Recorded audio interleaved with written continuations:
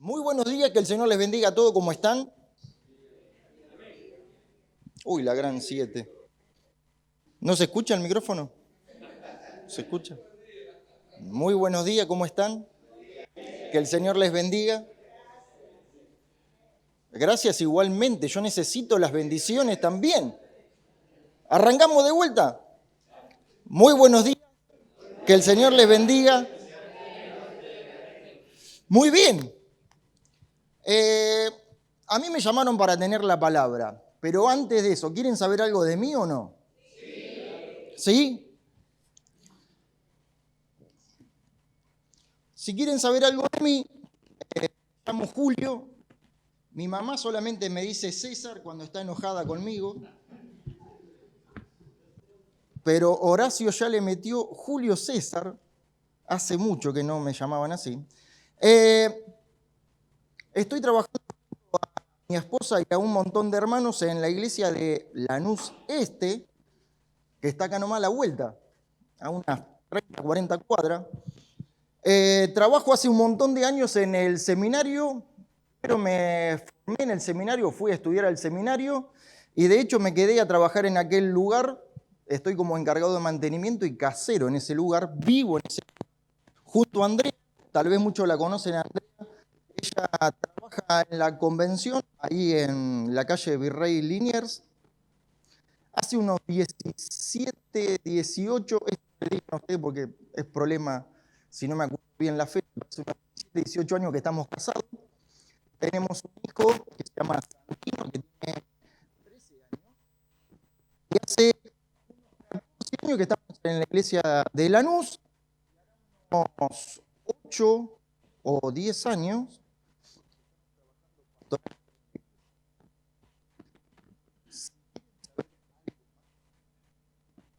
A comer, a tomar mate, ahí seguimos charlando. ¿Les parece bien? Muy bien, en esta mañana me gustaría que podamos estar abriendo nuestras Biblias en Nehemías, capítulo 2.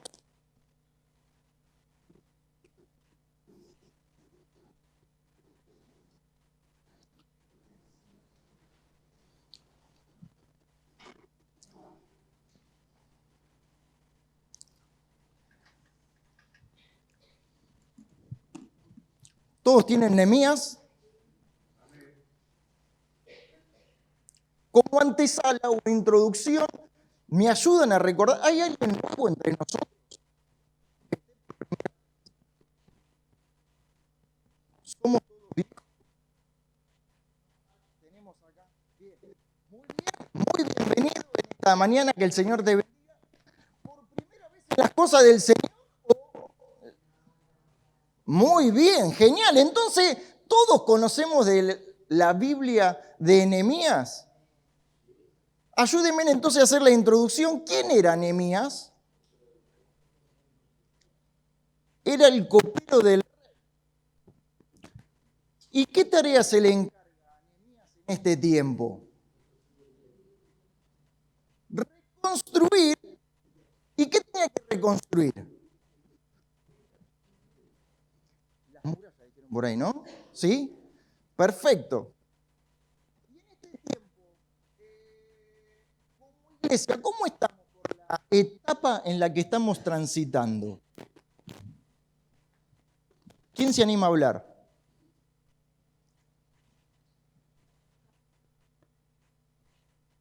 ¿Quién habló por ahí? Muy bien. En esta etapa estamos reconstruyendo.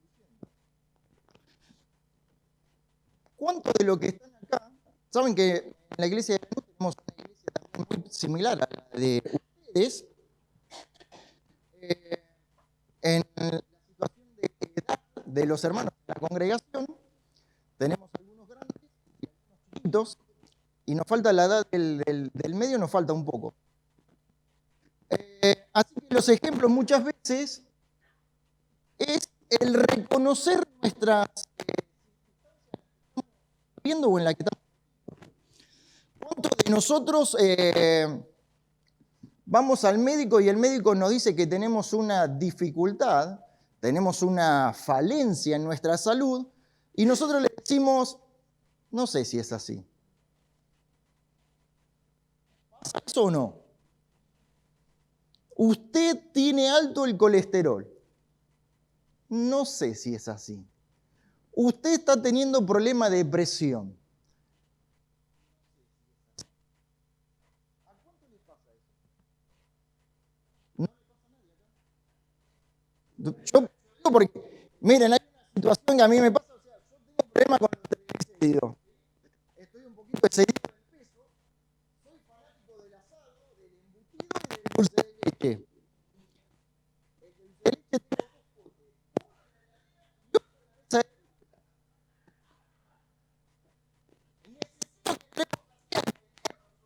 Para ver que hay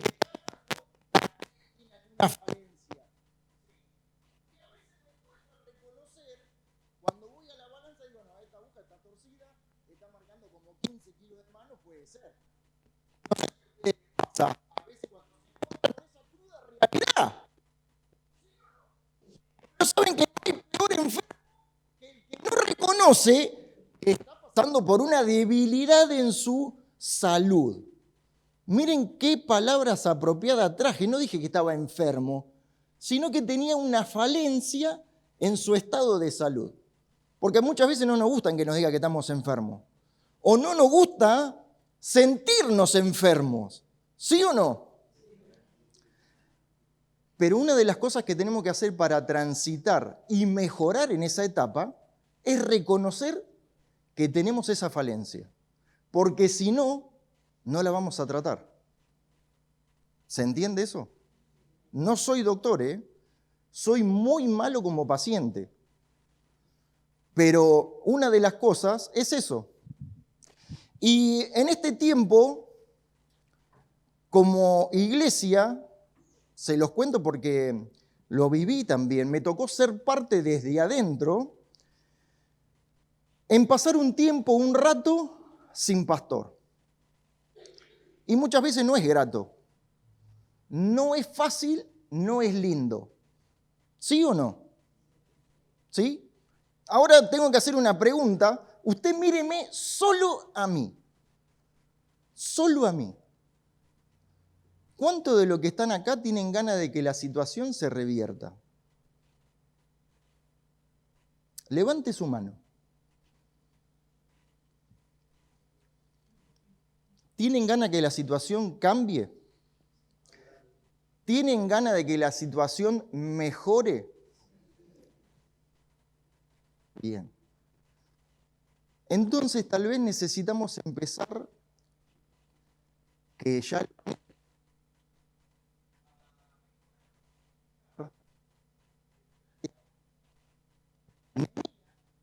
cero en este trabajo, ¿sabían? Cuando leí la historia de Nehemías, pensé que lo habían llamado a Nehemías para hacer todo el trabajo. Se encargó de reconstruir las puertas y la muralla de Jerusalén. Anterior a él, lo llamaron a Zorobabel para reconstruir el templo. Anterior, llamaron a Esdra para restaurar la vida espiritual del templo. Pero la ciudad seguía estando con una falencia y era que estaba al acecho de cualquier enemigo. Había que reconstruir las murallas y las puertas del templo. Y en este tiempo creo que el Señor nos llama a trabajar juntos. El pasaje de Nehemías capítulo 2, versículo 17, lo tengo en mi vieja Reina Valera 960, pero lo voy a hacer en NTV, Nueva Traducción Viviente, y dice: pero ahora les dije, ustedes saben muy bien las dificultades en las que estamos. Jerusalén se halla en ruinas y sus puertas fueron destruidas por el fuego. Reconstruyamos la muralla de Jerusalén y pongamos fin a esta desgracia. Pues les conté cómo la bondadosa mano de Dios estaba sobre mí y acerca de mi conversación con el rey. De inmediato contestaron: sí, reconstruyamos las murallas. y así comenzaron la buena obra.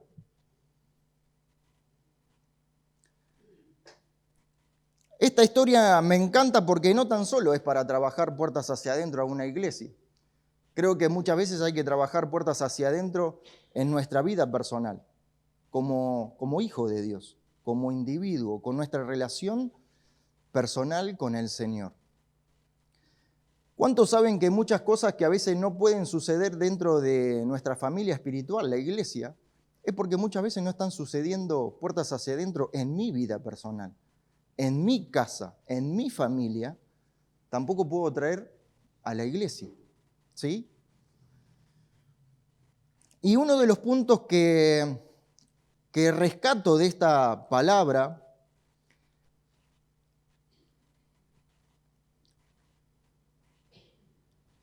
los muros no se levantarían solo con buenos planes, sino que necesitaban a un pueblo dispuesto a responder el llamado de Dios en esta convocatoria.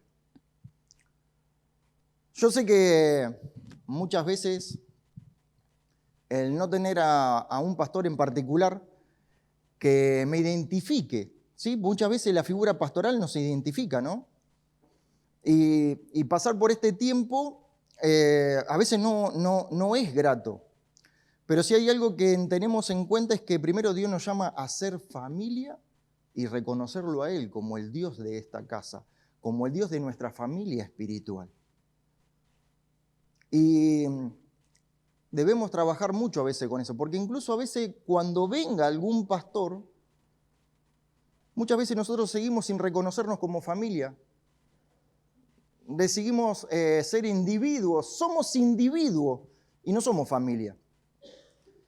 Y debemos decidir ser familia.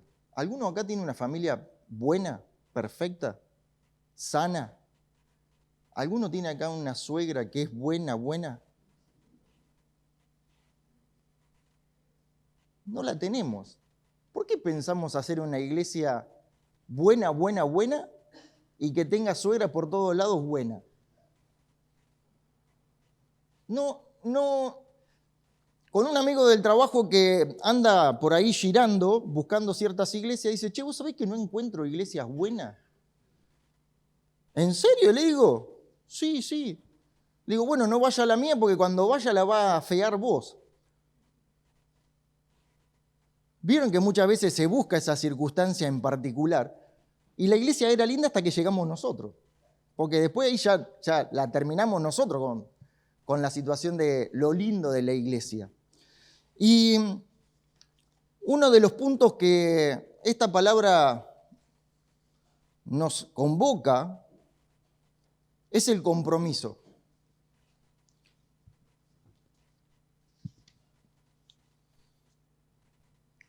Si hay algo que Nehemías no tenía claro y en esta mañana y en este tiempo, en esta temporada, creo que el que nos está convocando a trabajar juntos en este lugar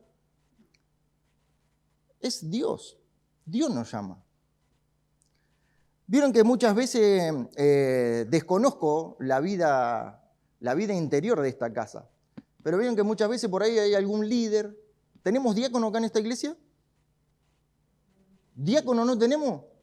Bien, yo vengo de una iglesia que me formé en su base pentecostal y a los diáconos le decíamos diablócono, porque eran medio salvajes algunos diáconos. Pero sí tenemos líderes en esta casa, ¿sí? Y vieron que muchas veces hay alguno que le toma idea a ciertos líderes, ¿sí? Pero vieron que siempre están en todos lados, están en todos los agujeros, en todas las actividades, en todos lados tiene que estar el hermano fulano de tal. Y a veces le tomamos idea a esa situación, ¿no?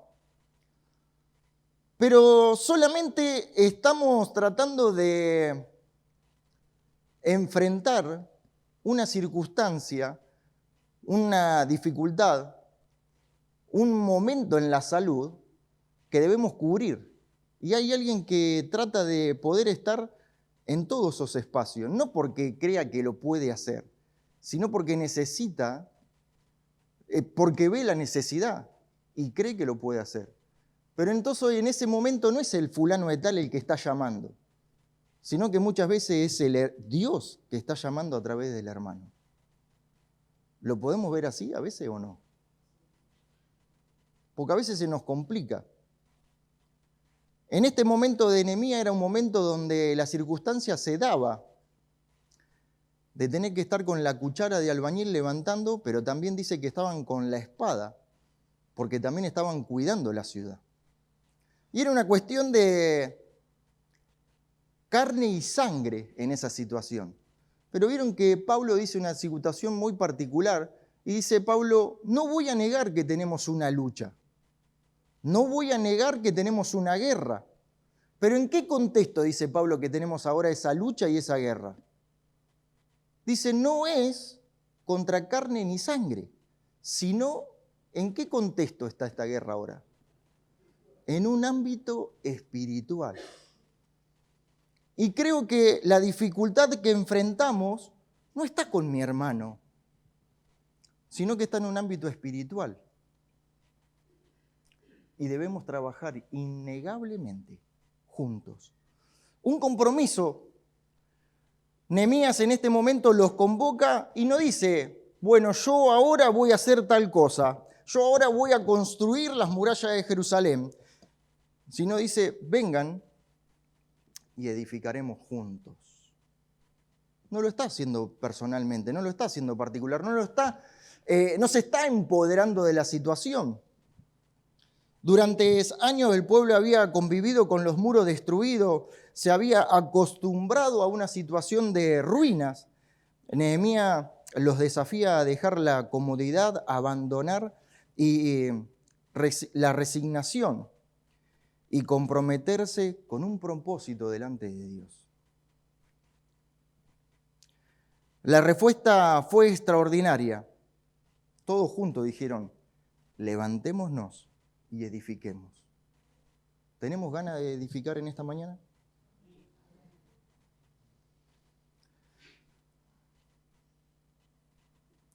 Una de las cosas que muchas veces nos enfrenta en el compromiso es, hoy estamos contra finanzas, contra la tesorería, pero no preguntó cuántos salían.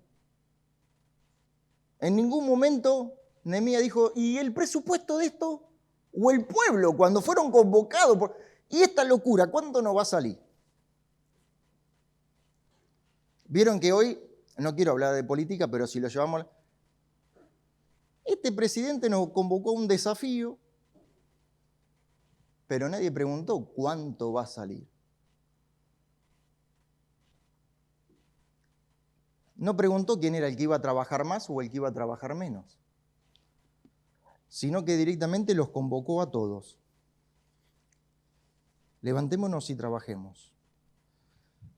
También esta situación es linda verla no tan solo desde un contexto del Antiguo Testamento, sino ver este mismo punto del compromiso, ver también qué diría el Señor desde el Nuevo Testamento. Y en Mateo capítulo 4, versículo 19 dice, vengan en pos de mí y los haré pescadores de hombres. Entender que hoy no llama a un hombre, entender que hoy no está llamando en este compromiso el Señor. El Señor nos está llamando a trabajar juntos. El Señor nos está llamando a poner la mano en el arado juntos en esta tarea. Más adelante en Lucas capítulo 9, versículo 23 dice, si alguno quiere venir en pos de mí, niéguese a sí mismo y tome su cruz y sígame. ¿De qué está hablando esta palabra si no es de compromiso? Si no es de quiero meterme en esta situación, quiero trabajar en esta situación, quiero demostrar que el Señor es nuestro Dios y está acá con nosotros y sobre nosotros.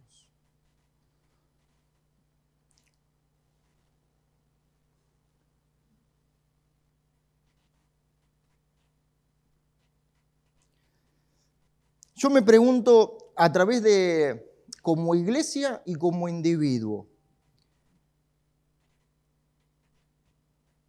¿qué vamos a hacer como iglesia?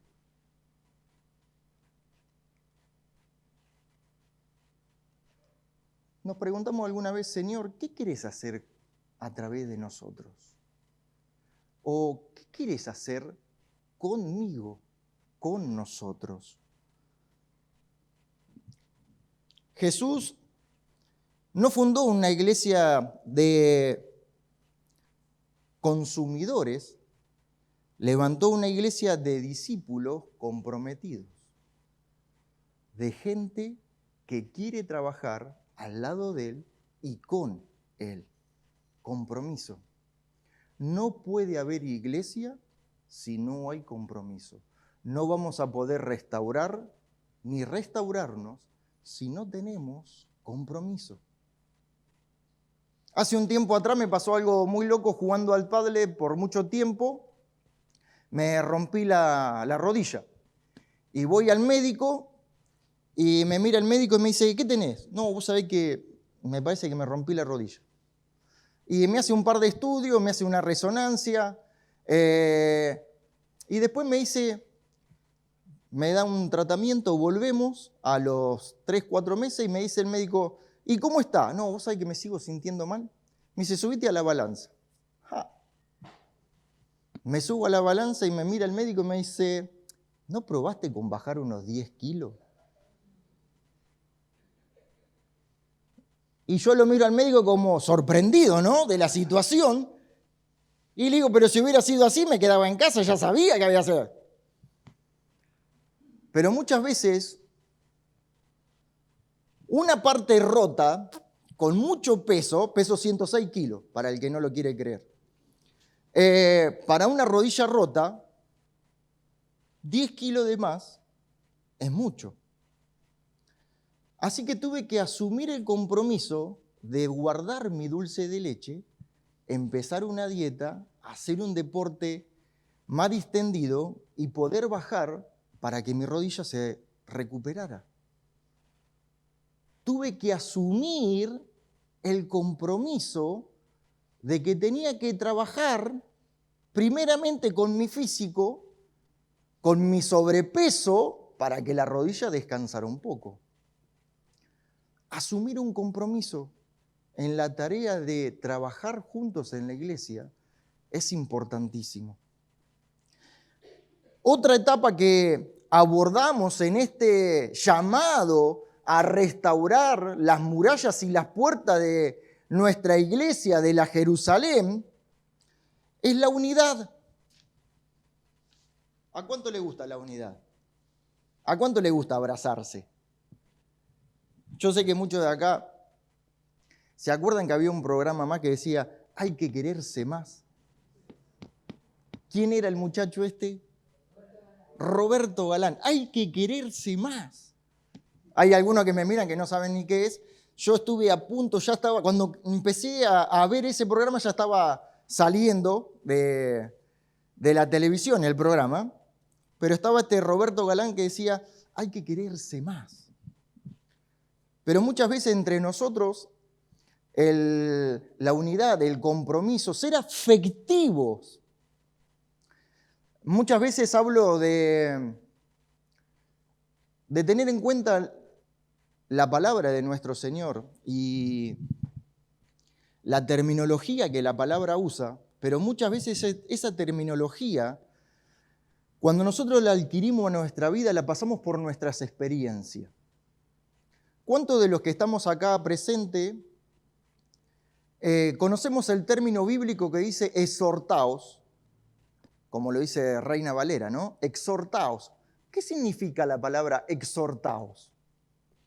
Vamos a hacer un ejercicio en esta mañana de qué es y cómo la pasamos por nuestras experiencias y cómo llevamos adelante esa palabra después, muchas veces por nuestra experiencia y no por lo que dice la palabra de Dios. ¿Quién se anima a decirme qué significa exhortaos? Muy bien. ¿Qué más? Muy bien, animarse. ¿Qué otra cosa?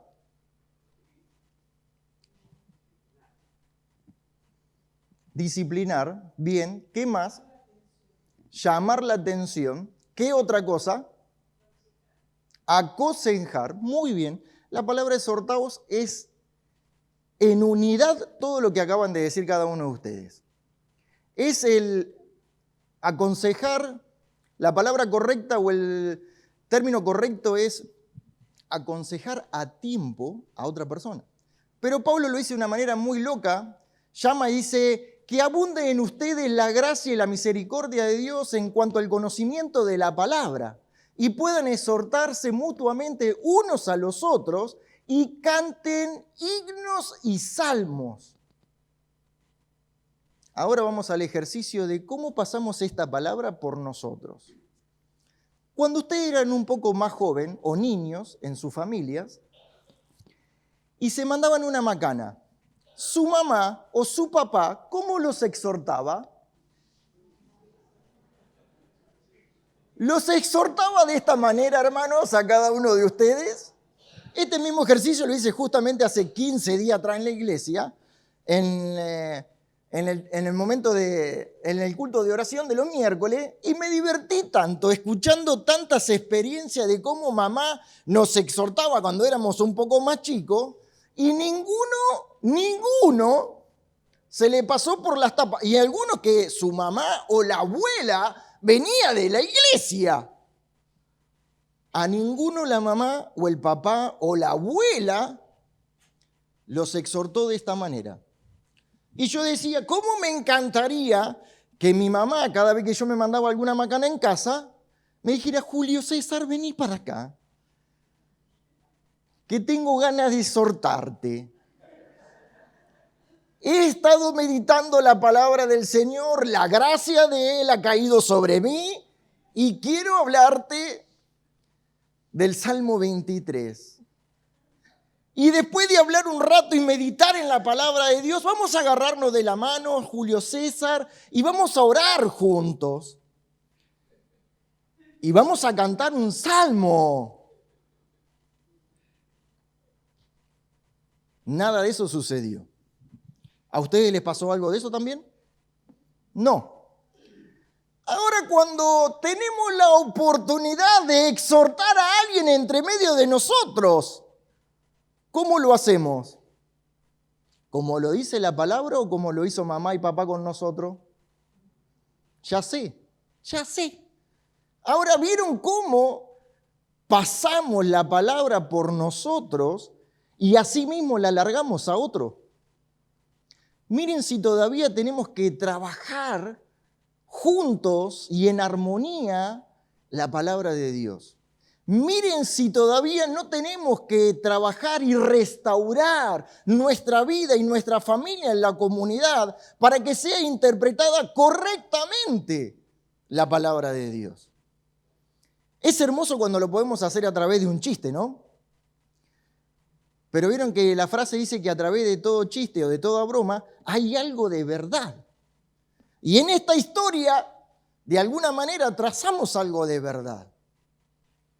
Que como decía el Chavo del Ocho, ¿no? Sin querer queriendo, se me chiporrotea, se me sale esta manera de poder aconsejar, llamar la atención, disciplinar a aquel hermano. Pero lo loco de todo esto que Pablo dice, disciplinémonos, amolestémonos, aconsejémonos mutuamente. O sea, como que no hay nadie, uno por encima del otro. Y que siempre lo vamos a hacer llamándonos la atención de una buena manera en el amor del Señor para poder crecer. Nehemías capítulo 3, versículo 1, habla de la unidad y dice, entonces se levantó el sumo sacerdote Eliasib con sus hermanos sacerdotes y edificaron la puerta de las ovejas. No lo hizo solo. Enfrentó la tarea, sintió la convocatoria y convocó a otros. Lo tomó él, pero también llamó a otros. ¿Dice así la palabra o no? ¿O la hizo el sumo sacerdote solo? Llamó a otros. Si hay algo que a mí me gusta y en esta mañana quiero tal vez romper con algunos conceptos y tal vez después me vayan a romper a mí, si esto sale en público, pero creo que dentro de las iglesias no hay un título más grande que el título de ser hijo de Dios.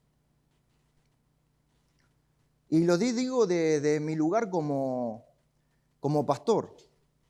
Como pastor yo no soy más que los hermanos que están en mi iglesia y como pastor hoy delante de ustedes compartiendo esta palabra no soy más que ustedes.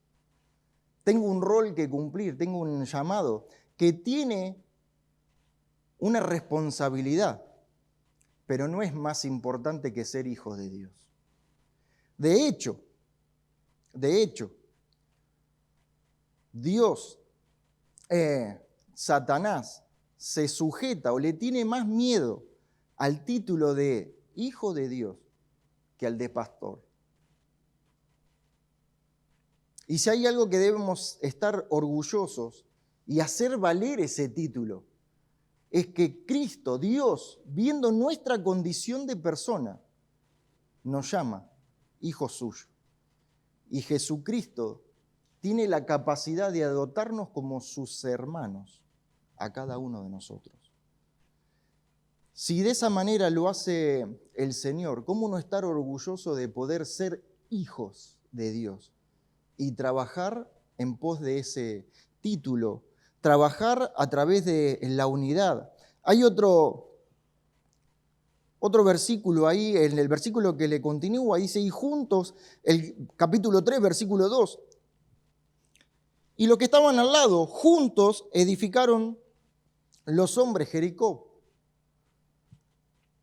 Entonces otra vez vuelve a aparecer la situación que abraza esta circunstancia, que para poder restaurar, reedificar, reconstruir, tiene que ser ¿cómo? Muy bien, estamos solos en esta mañana, junto con la hermana nomás. ¿Cómo debemos estar para poder construir? ¿Cómo debemos estar para poder construir? Aleluya. Si no estamos juntos es imposible. Es imposible. Y yo no sé si a usted le sabe o le parece, pero tal vez pasa esto en casa. ¿Hay alguien que tenga mucha familia en casa? ¿Que sean muchos miembros en casa? Nosotros somos 3. ¿Cuántos somos ahí en esa familia? 5. ¿No le pasa a usted ver en su familia que son 5? Si no hay activo, hay uno que está mirando las dificultades de los otros. ¿Pasa en su casa eso? ¿Vieron que el que no está activo, el que no está haciendo algo, está mirando si lo que está haciendo el otro lo está haciendo bien o lo está haciendo mal, si le falta algo o le sobra? Así que, ¿qué tenemos que estar haciendo en este tiempo para no ver si el otro lo está haciendo bien o lo está haciendo mal? Exactamente. ¿Cuánto de lo que estamos acá queremos hacer? ¿Queremos hacer? Levante la mano si quiere hacer. Hay algunos que no quieren hacer, pero no pasa nada. No pasa nada. Pero solamente esta situación de que muchas veces, por una cuestión u otra, no le pasa, a mí me pasa, me pasa, que a veces me enojo con Dios. ¿Le pasa a usted de enojarse con Dios? A mí me pasa, me pasa de enojarme con el Señor. Le digo, ¿por qué a aquel no le pasa nada? Y yo, que hago de todo, me pasa todo.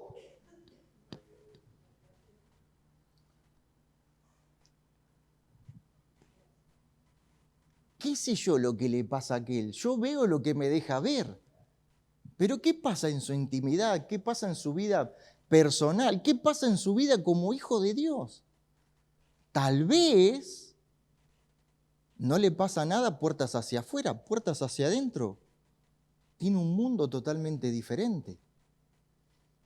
Muchas veces debemos ocuparnos en trabajar para que el Señor nos siga restaurando en el medio de la restauración.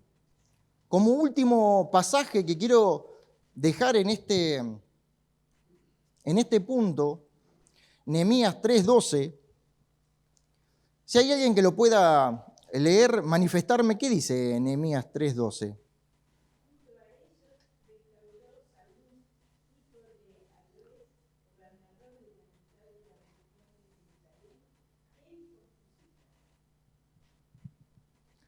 No era una tarea para algunos. Dice que estaba junto a quién trabajando. A la familia. Él y sus hijas e hijos estaban trabajando juntos. No era una actividad para algunos, era para todos. Todos queremos trabajar. El Señor está convocándonos a todos en esta mañana. ¿Cómo lo vería el Señor a este punto? Juan capítulo 17, versículo 21 dice, para que todos sean uno, para que el mundo crea que tú me enviaste. ¿Saben que hay algo importantísimo en la unidad, en la comunión, en el poder trabajar juntos? Es en la firma que vamos a dejar en nuestra tarea, en la imagen que se va a proyectar a través de nuestra tarea. Seguramente que muchos de los que estamos presentes podamos hacer algunas tareas solo y no necesitamos de nadie. La podemos hacer muy bien solo. Y seguramente que si sumamos a alguien a hacer la tarea con nosotros, no salga tan bien como la puedo hacer yo solo. Pero ¿saben lo único que estoy mostrando? Autosuficiencia, arrogancia. Y que solo... Y si sabemos bien, el Señor nunca mandó a nadie a hacer una actividad sola.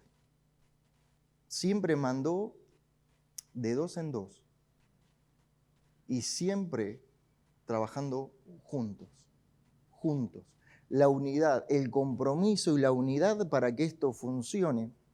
También lo podemos ver a través de Juan, capítulo 13, versículo 35.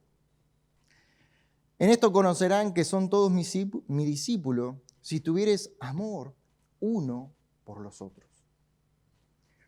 Quiero decirle que desde mi parte, a mí a veces me cuesta mucho en mi trabajo, yo trabajo en la parte de mantenimiento, a mí me encanta todo lo que sea manual, me encanta muchísimo romper, para después poder construir algo. Y muchas veces me veo demorado en ciertas tareas si tengo que poner a alguien al lado mío y explicarle y decirle y controlar y ver que esa tarea que dejé se pudiera hacer. Y muchas veces digo, pero si lo hubiera hecho, hubieras tardado menos tiempo. Cuando la recompensa es del hombre, está todo bien. Pero cuando la recompensa viene de parte del Señor, cuando la recompensa viene de parte del Dios, hay reglas básicas que hay que cumplir a rajatabla para que la recompensa sea buena. Para mí y para la familia de la fe. Debemos trabajar juntos. Y debemos respetarnos y debemos integrarnos unos a los otros.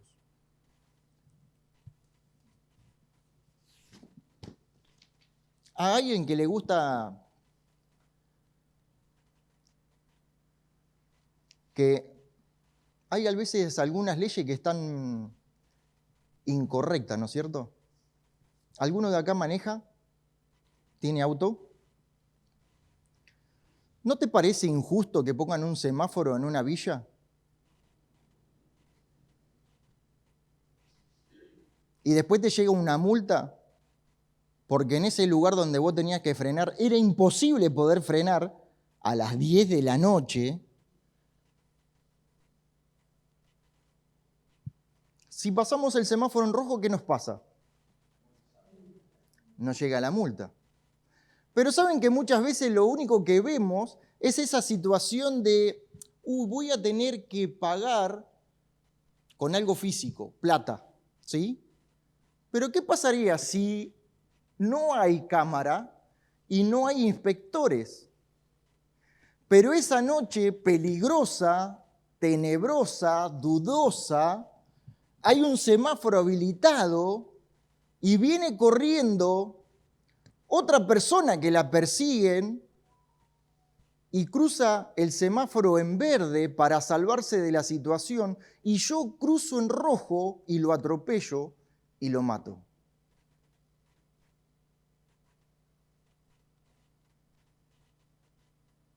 ¿Está bien romper con la ley? Porque pensando que yo me iba a salvar, ahora voy a cargar con una responsabilidad aún mayor. Y a veces pensamos que ciertas líneas que vamos a romper solamente lo vamos a poder recuperar con una infracción, con una multa, con dinero. Pero a veces hay otras infracciones que rompemos y la consecuencia es mucho más grande. Y así es la palabra del Señor para con nosotros cuando nos convoca de una manera generosa, amplia, amorosa y misericordiosa. Necesito que trabajemos juntos, porque de esa manera reconocerán que yo soy su Dios y ustedes son mis hijos. El tercer punto, y lo vemos de una manera muy particular como lo trabaja Nehemías, y trabaja el amor. Y si abordamos para aquel lugar en el capítulo 5,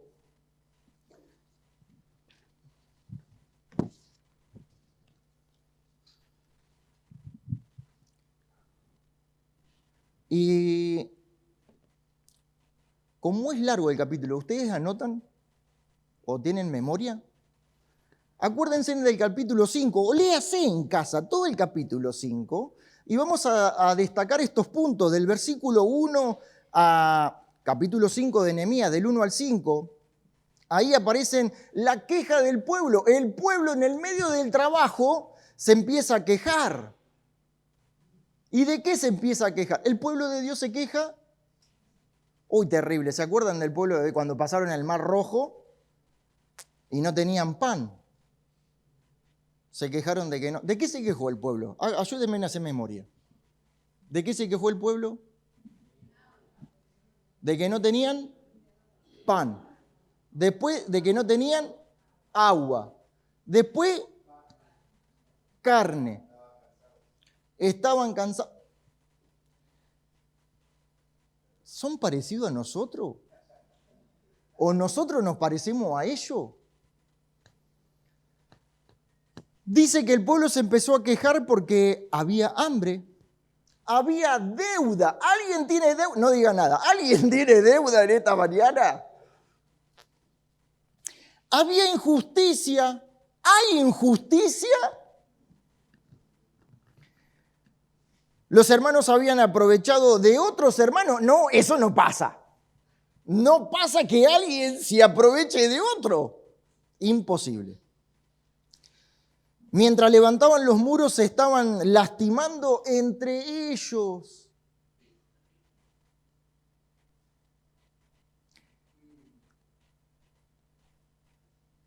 Ese contraste del versículo 1 al 5 era muy fuerte. Estaban trabajando, estaban defendiendo, pero se estaban lastimando.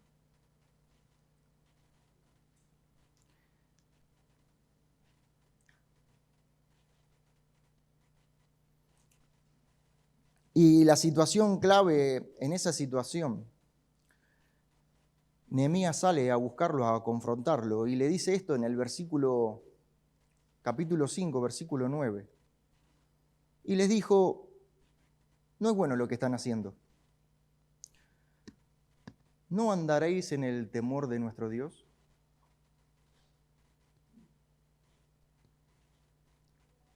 Y creo que es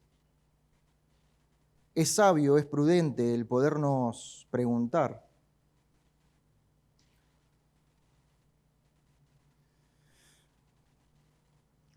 Lo quiero compartir desde la NTV. No está bien lo que están haciendo lo que ustedes hacen. ¿Acaso no deberían andar en el temor de nuestro Dios para evitar que pongan en ridículo las naciones enemigas? ¿Dice algo así su versión? ¿Alguien que lo quiera compartir? No deberían mostrar la debida reverencia a nuestro Dios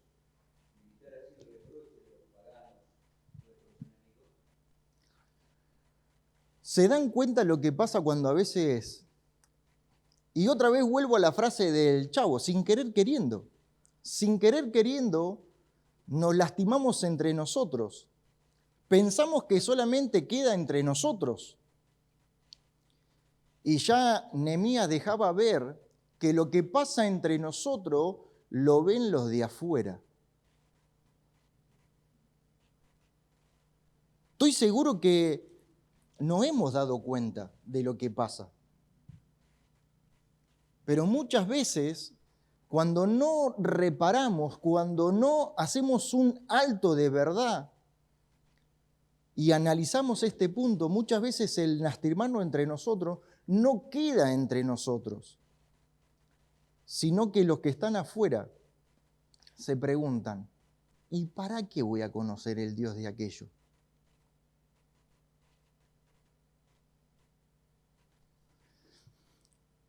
La falta de amor no es solamente que falta amor, sino que la falta de amor nos hace cometer muchos errores y nos avergüenzan para con los de afuera.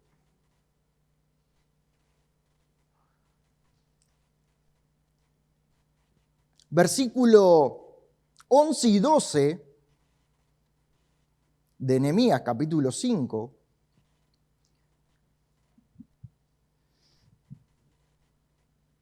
Nehemías levanta una palabra y le dice: devuélvanle hoy mismo sus campos y viñedos, sus olivares, sus casas. Además, devuelvan los intereses de lo que cobraron cuando prestaron dinero, grano, vino nuevo y aceite de oliva. Entonces ellos respondieron: devolveremos todo. Y uno le exigiremos: nada al pueblo, haremos como tú dices. Luego llamé a los sacerdotes e hice que los nobles y los funcionarios juntaran que cumplirían con sus promesas. Creo que en este tiempo que tal vez estamos pasando por ciertas dificultades como familia, el Señor nos manda a una tarea interesante, de poder trabajar juntos en esto, en podernos agrupar conscientemente, a trabajar en compromiso, a trabajar en la unidad y por sobre todas las cosas, trabajar en amor. Es imposible la tarea. ¿Cómo diría el Señor en esta circunstancia? En primer lugar, hay una falencia, y es que yo no estoy amando al otro, porque no estoy amando a Dios en primer lugar. El Señor, al no poderme amar a Dios, tampoco me puedo amar a sí mismo. Mateo capítulo 22, del 37 al 39 dice: y amarás a tu prójimo como a ti mismo. Y si yo no estoy amando a Dios, ¿me puedo amar a mí? Indiscutiblemente hay una falencia y debemos parar y restaurar esta situación. Porque Dios nos está llamando, en primer lugar, a una relación personal con Él. Eso mejora mi calidad como hijo de Dios, como individuo, pero también relaciona indudablemente mi calidad como hermano.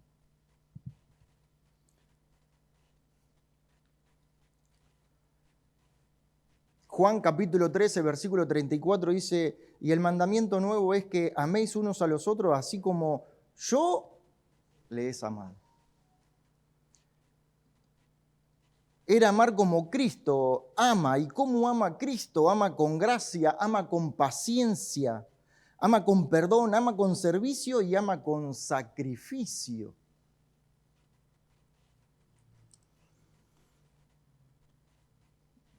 Los cambios siempre generan desafíos y creo que hoy, hace rato que venimos enfrentando un desafío nuevo. Tal vez la situación puede decir que se vuelve a repetir. ¿Se vuelve a repetir? Estamos en otra etapa. Hay un pasaje que me acuerdo mucho de Isaías, no lo busquen, pero lo voy a parafrasear porque lo tengo por ahí. Isaías 43, 18, 17. Dios le dice a Israel: yo soy el mismo que lo sacó del desierto.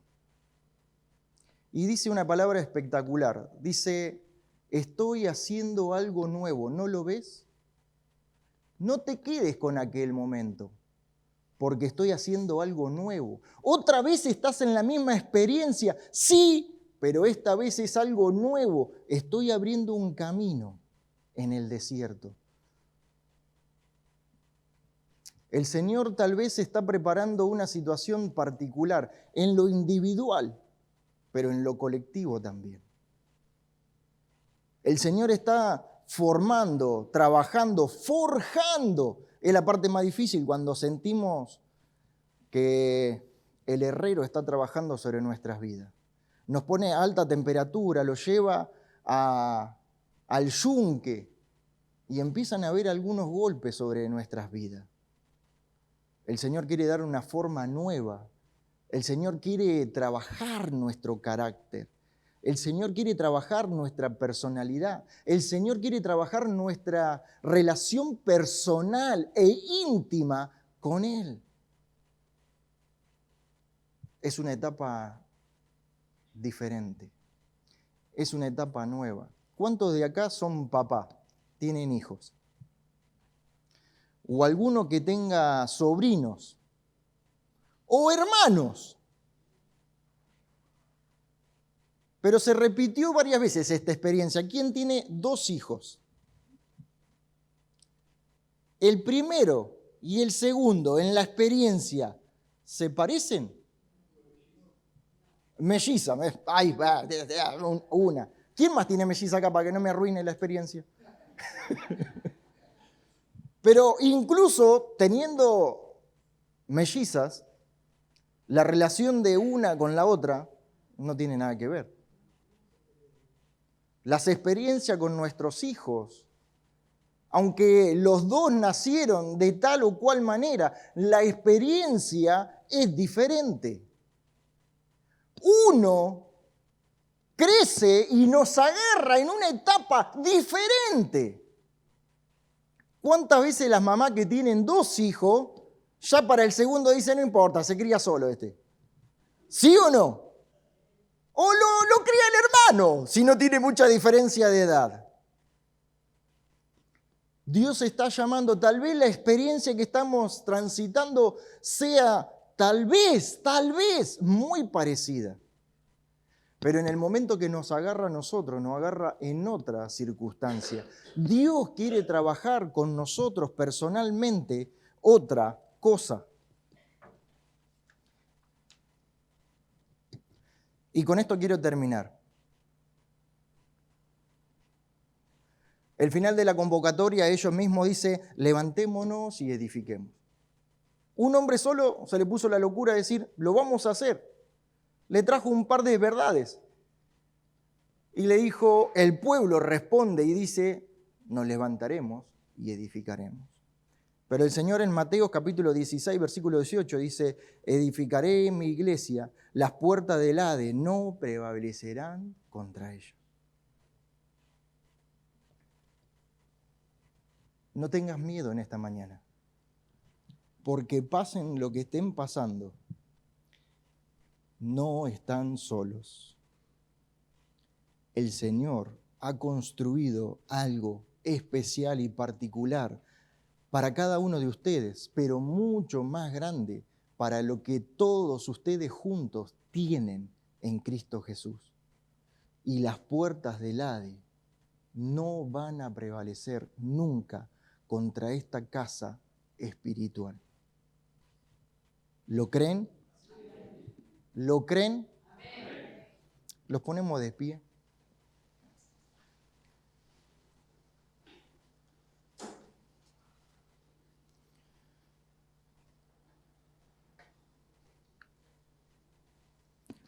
Oramos en esta mañana.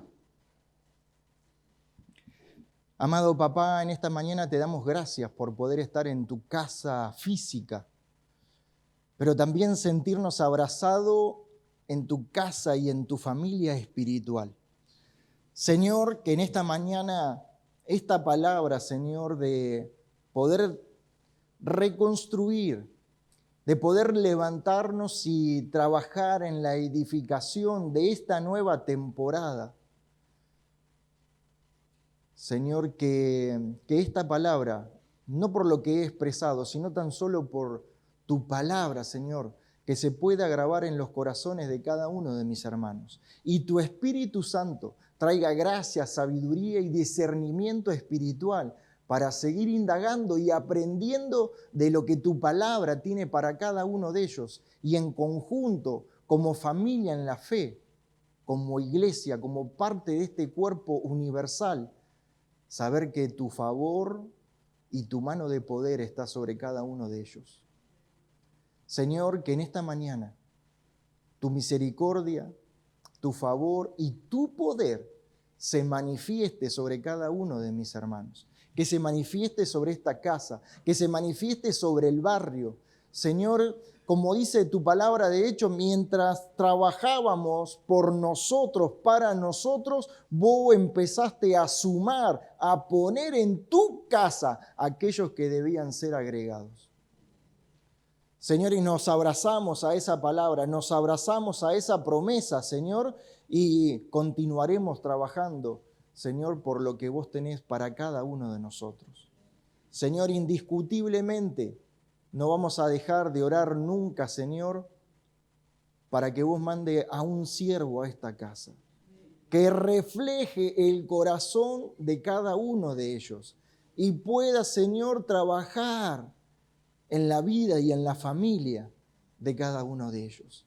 Señor, que sea un tiempo de refrigerio, que sea un tiempo, Señor, de poder, Señor, entender que vos estás haciendo cosas nuevas y que hay cosas nuevas por delante para nuestra vida, para la vida de cada uno de ellos, para la familia de cada uno de ellos y para el barrio que hace a esta casa.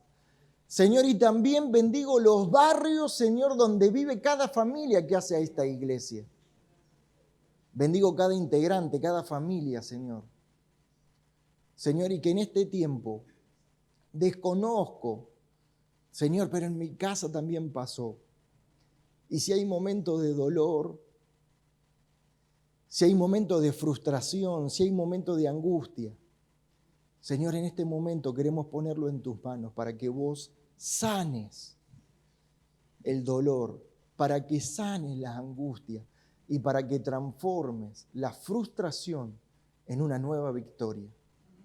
Señor, en esta mañana ponemos nuestra vida y ponemos esta casa física y espiritual en tus manos para que vos te hagas grande y para que vos te enseñores. Te pedimos todo esto en el nombre de nuestro Señor Jesucristo. Amén.